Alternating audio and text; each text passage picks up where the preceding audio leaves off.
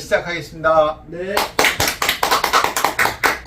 자, 이제 고대의 사상, 아니 사상보다도 고대의 이념 체계를 이제 총정리해서 이제 마지막 강의로 합니다. 그러니까 음양과 오행이라는 것을 총정리해서 오늘은 하는데 굉장히 많은 사례가 굉장히 많아요. 그리고 그 사례만 다 설명을 해도 굉장히 많은데 오늘은 주안점을 제가 두고 할 얘기가 있어서 하는 겁니다. 보통은 이런 그림을 많이 봅니다. 텔레비전이나 이런데 뭐 인터뷰하거나 그러면은 이런 거를 병풍을 써갖고 하는 경우가 종종 있어요. 그런 거를 그림을 1월 5봉 도서 할 때요. 네, 나는 병 하면은 병풍이죠. 이런 거를 병풍으로 해서 뒤에 펼쳐놓고 하는 경우가 있어요. 그러면 병풍이고요. 도는 그림으로 된 거예요. 네. 근데 이게 이제 그림으로 보면은 좀 멋있어요. 왜냐면은 하얗고 빨갛잖아요. 그죠? 예. 그러니까 1월을 하는 거고, 여기 산도 있어요. 하나, 둘, 셋, 넷, 5개로. 자, 이제 소나무도 있고요. 물이 떨어지고, 이건 바다입니다. 예. 보통 바다라고 인식을 해요. 강물이 이렇게 흐르지는 않죠. 예. 여기 파도가 치기도 하고. 그래서 어떤 상징성을 하는데, 대표적으로 음양 5개니까 오행 이런 숫자를 맞춰서 하는데, 재밌는 거는 1월 5병 또는 1월 5봉병에 대한 왜 이렇게 그렸는지를 기록을 안 해놓은 겁니다. 아직까지 모르겠어요. 어떤 뭐 이 유튜브 방송을 보시는 분이 이걸 찾아서 했는지 모르지만 이거를 왜 이렇게 썼고 이렇게 사용했는지 된 기술을 해놓은 걸 아직 저는 찾지를 못했습니다. 그러다 보니까 이게 해석이 분분한 거예요. 예?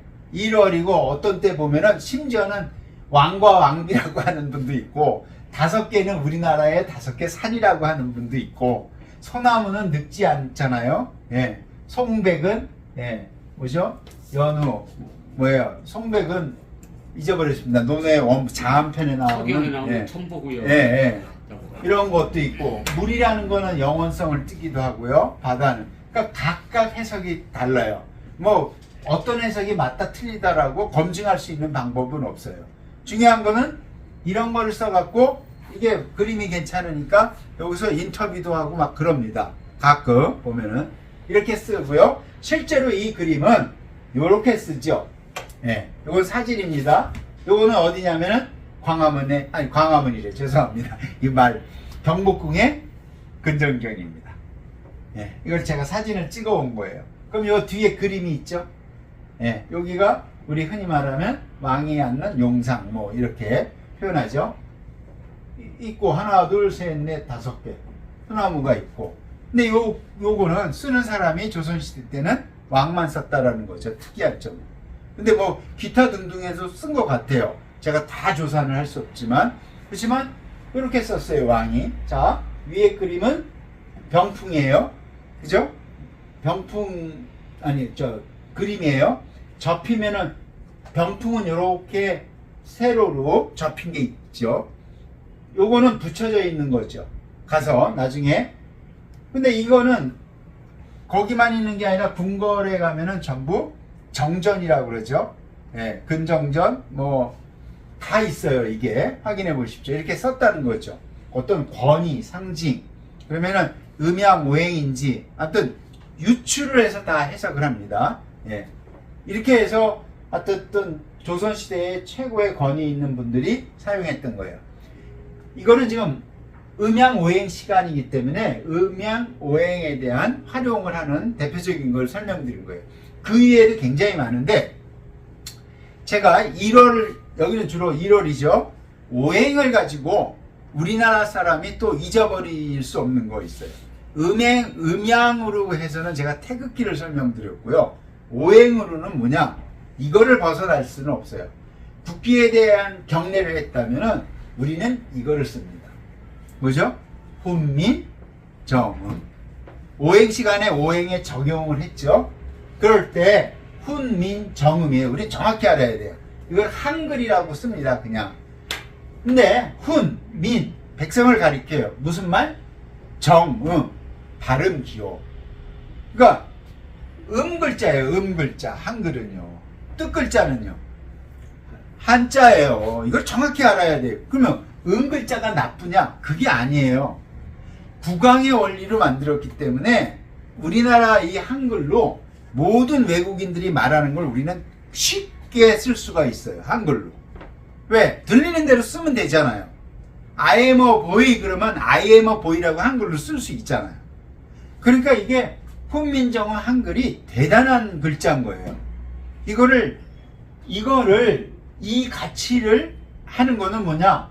뜻과 발음을 병행해서 쓰면은 굉장히 좋은 거죠. 우리 이제 중국과 아무래도 중국이 많은 문화를 갖고 있으니까 북경은 대부분 갑니다. 우리가 발음할 때는 북경이라고 발음하죠. 근데 중국 사람이 발음할 때는 베이징이죠. 그게 왜냐하면 한 나라 사람들이 말하는 발음 기호일 뿐이죠.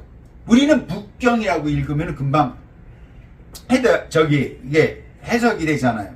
일본에 갔을 때 일본 사람들은 도쿄라고 하죠. 자기네 발음. 우리는요 동경이라고 하죠. 동쪽에 서울이잖아요. 그죠? 그러니까 한자로 된 거는 우리가 다 발음할 수 있어요. 근데 영어로만 되냐? 아니에요. 모든 전 세계 언어의 모든 거를 발음 기호로 다 쓸 수가 있어요. 그러니까 새로운 문자가 필요가 없죠. 그죠? 커피는 COFFEE SHOP예요. 커피숍이라는 거는 문화가 없습니다. 우리나라에는. 그런 문화가 어디 있어요? 그러면은 뭘로 해요? 다방이죠. 근데 다방이라는 문화의 개념과 커피숍의 개념은 우리 인식 속에서 완전히 다르죠. 그죠? 도라지 위스키를 먹는 데가 다방이고요. 커피숍은 이상한 커피 많잖아요. 우리 인식의 체계가 다르게 적용하죠. 그러니까 그대로 한글로 쓸 수가 있는 거죠. 예. 그러니까 많이 이제 원문으로 쓰는 것도 있지만 대부분 한글로 다 기록이 돼 있죠. 그러니까 훈민정음이 대단한 거예요. 근데 이거를 어떻게 만들었냐? 제가 오행 시간에 오행의 적용이라고 그랬죠. 이렇게 만든 겁니다. 물론 자음 모음에서 모음은 빠졌어요. 왜? 자음만 하기 위해서 그런 거예요. 모음은 하늘, 땅, 그다음에 사람이죠. 예? 근데 그건 뺐습니다. 예, 그것까지 하면은 너무. 근데 이건 오행이에요. 자음은. 자, 여기에 이제 계신 선생님들이 있지만, 순음이에요. 순은 입술 순자예요. 그냥 이 방송을 보시는 분은 집에서 하면 돼요. 제가 여기서 미음, 비읍할 때 어디서 납니까? 입술에서 나죠. 미음, 비읍할 때 입술에서 나요. 치음은 이빨로 하는 거예요. 이빨, 이게. 요게 머물지자예요. 네, 보이지? 머물지인데 뭐가 윗니 아랫니가 머물러 있다고요. 입속에. 시옷, 지읒 할 때 어떻게 해요? 이로 하는 겁니다. 이로. 후음은 목구멍으로 하래. 이응 할 때 어디서 발음 나요? 목구멍에서 나는 거예요. 그 다음에 아음, 기역 하면 이 어금니를 꽉 물죠? 네. 그 다음에 설음, 혀로 하는 거예요. 혀가 니은 디귿 해보세요. 어디 혀로 움직이는 거예요. 이게 혹시 기억날지 모르지만 목화토금수의 오행으로 돼 있는 거예요. 이런 원리를 갖고 만든 게 훈민정음이에요. 그러니까 왜 이 말씀을 드리냐? 훈민정음을 만든 세종대왕이 세종대왕 때 이미 그 시대에 어떤 문화를 만들어내거나 문화를 생성할 때 음양오행이라든지 아니면은 주역에 있는 음양, 사상, 팔계 이런 개념이 깊숙이 자리 잡고 있는 거죠. 그게 수천 년 동안 이어온 거죠. 언제까지? 조선까지. 그러면서 서양 문화가 들어오면서 근대화가 되면서 다른 사유의 체계를 갖게 되는 거죠.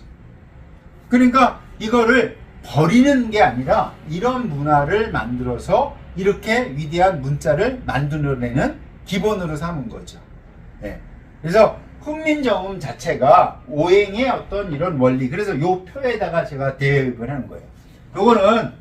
요거는 치, 후, 아, 설, 순 이렇게 한글로 안 써놓은 거는 요 방송을 보시는 분들은 요런 정도의 한자는 찾아서 공부를 하시라 이거죠. 그래서 우리가 하는 거에 이 한글을 만들 때 국왕의 구조로 만들었다는 게 그런 의미입니다. 예. 그러니까 연습을 하시면 돼요. 예. 입술, 점에 이, 그다음에 이거 어금니 아자잖아요. 어금니. 예. 기억.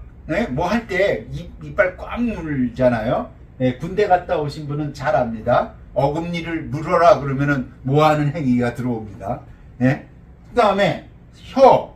그러니까 국왕의 구조로 해서 발음 기호를 만든 거죠. 그러니까 이 국왕의 구조를 만들었기 때문에 우리가 어떤 언어도 잘하고, 대체적으로 지금 있는 젊은 세대들은 다른 언어를 구사하는데 굉장히 잘하죠. 자, 혹시 중앙박물관이나 한글박물관에 가면은 큰 벽이 있어요. 중앙박물관 밭에. 그러면 나라 말씀이 중국의 나라 쫙 써 있어요. 제가 실제로 중앙박물관에 가서 다른 분들하고 가서 그걸 읽어보라 그러면 잘 읽지를 못합니다. 그리고 의미를 해석하라고 해도 대충 배워서 알기는 하는데 못해요. 그거는 선생님, 언어는 시대의 변화에 따라서 바뀌는 겁니다. 문자보다도 먼저 있는 게 언어예요. 언어보다도 먼저 있는 게 뭐냐면 사유의 세계예요. 생각한 거를 말로 먼저 표현합니다. 표현한 거를 남기는 게 문자인 거예요. 그러니까 문자보다도 더 큰 범위가 언어인 거죠. 예. 근데 언어를 사용하고 뇌에서 작용해서 의식하고 언어를 어떻게 쓰는지에 대한 거는 아직 현대과학에서 정확히 제가 알기로는 밝혀지지 않았어요. 그죠? 앞으로 밝혀질 문제예요. 예. 그러니까 요거는 조금 뭐 다른 얘기일 수 있지만 우리는 서울말로 표준해서 전부 서울말로 씁니다. 근데 심각한 문제가 발생할 수 있어요. 왜냐하면은 언어가 다르다는 거는요, 다양성을 존중해 주는 겁니다. 사투리를 쓰는 거는 표준말은 서울말이지만 사투리이기 때문에 쓰지 말아야 된다는 거는 아닌 것 같아요. 예, 왜? 전라도 사투리, 경상도 사투리, 충청도 사투리는 표준말이 있기 때문에 사투리인데, 언어가 다르다는 거는요, 인식의 다양성이 공존이 가능한 거예요. 그러니까 서울말로 다 쓰다 보면 어떻게 되냐? 다양성이 줄어들 겁니다. 한 번쯤은 생각해 볼 필요가 있어요. 예. 그러니까 다 똑같은 생각과 똑같은 패턴으로 똑같이 말하고 행동한다는 거는 다양성이 공존해야 되는, 그리고 창조력을 필요로 하는, 특히 21세기 문화에서는 한 번쯤 생각해 볼 필요가 있습니다. 예. 자, 이런 거는 저의 견해이지만, 어떤 한 번쯤 생각해 볼 필요가 있어서 훈민정음에 대해서 제가 좀 할애를 많이 해서 오늘 시간을 드린 거예요. 그리고 굉장히 위대한 문자죠. 그리고 전 세계에서 이런 문자를 만든 시기와 누가 만들었는지 원리가 있는 거는 한글뿐이 없습니다. 네, 어떤 나라도 없어요. 그냥 고대의 어떤 문명권에서 만들어지니까, 그리스 로마 같은 경우는 무슨 겁니까? 그리스어, 히라버라고 그러죠. 그 다음에 인도 같은 경우는 산스크리트어라고 그러죠. 우리는 고대 문명이 만들어낸 거예요. 그러니까 한자 발음 이런 거는 문자로 하는 게 언어가 다 다르니까 커뮤니케이션 하기 위해서 상형 문자를 만들어낸 것 뿐이에요.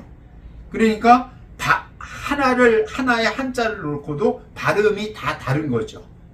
예, 한일 할 때 우리 일이라고 읽지만 중국 사람은 이열이라고 읽고 일본 사람들은 뭐예요? 이찌라고 읽나요? 예, 이렇게 다른 거죠. 예, 그런데 이런 훈민정음을 이렇게 만들어냈다는 거는 대단히 우수한 민족이죠. 제가 그렇다고 민족주의자라고 해서 이걸 하는 게 아니라 문자를 만들어냈다는 건 대단히 우수한 겁니다. 자, 이걸로 해서 우리가 이제 그동안 쭉 강의를 해서 고대의 어떤 사유의 체계, 그걸 가지고 어떻게 문화를 발전시켜 왔는지를 이제 마무리 지는 시간인 것 같습니다. 자, 여기까지 해서 오늘의 강의를 마치도록 하겠습니다. 감사합니다.